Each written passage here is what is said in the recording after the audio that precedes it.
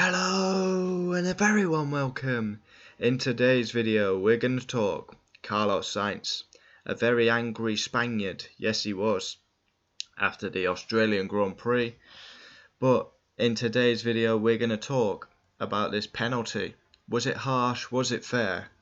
The top and bottom of it, this penalty should have never happened, as the red flag should never have been dropped, put out, and there would have been no Sainz into Alonso, Sargent into De Vries, the Alpines having a baguette sandwich. So yeah, interesting. Is it harsh? Is it fair? Ferrari have appealed this. Carlos Sainz dropped from 4th to 12th with a 5-second penalty for this incident. It's quite confusing, and confusing for new fans. Carlos Sainz was very angry. He was like, no, Ricky, let me talk to stewards, let me talk, this is not fair. And then he basically went Jose Mourinho in press conference, if I speak, I am in big trouble. So yeah, comment down below. We have loyal subscriber Mav.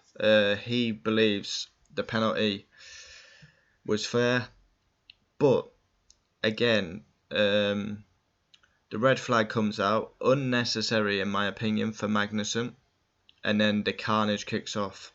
Of course Carlos Sainz took out Alonso, no one's disputing that. Clear as day he took him out. If the order was kept the same, Sainz would have definitely got a penalty, as he's hampered Fernando Alonso's race. But the start grid went back to how it was. So there was no penalty for Fernando, because Fernando could retain his 3rd place. Ferrari have appealed this. Why have they waited 5 days till after the Australian Grand Prix? Is there a process where you have to wait? They should have done it straight away, because they kind of have a case, but some will say there's no case there. It's all about opinions, and that's why this topic is a good one to do a video on. So Carlos Sainz, penalty, deserved or harsh? Yeah, so we start with the original grid. They followed the safety car around, finished the race. Alonso gets his podium. Sainz drops from 4th to 12th, and he was very unhappy about it. But if we don't have the red flag in the first place, but you can say Alonso retained his position, but the Alpine are the big losers in this scenario. They've put the grid back to the same, but the Alpines weren't there because they destroyed both cars. So in that sense, you could say Carlos deserves a penalty because he caused all the mayhem in the first place. Alpines have to take avoiding action. Gasly comes back on the track into Ocon. Them two go off.